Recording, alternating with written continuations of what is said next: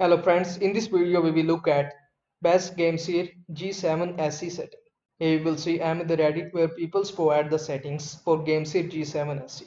As you can see, these are the people comments and opinions. Here in the down, as you can see one people says that raw mode is like 1:1 input output but it feels too sensitive to me. Here triggers make your triggers work as soon as press the button just a little bit. Here in the down, another people provide the settings. I felt right stick too sensitive to. So you keep DZ500 in GameSir app and DZ1 on COD. Raw mode for sticks off or on.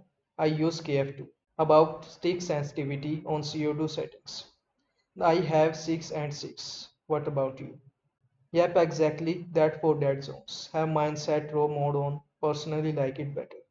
It would I was using 7.7 sensitivity for a long time in game, then switched to 6.6 with this controller and it felt real dull. So these are the settings for your GameSir G7 SE. If you find this video helpful, so please like this video and also subscribe our channel. Thanks for watching.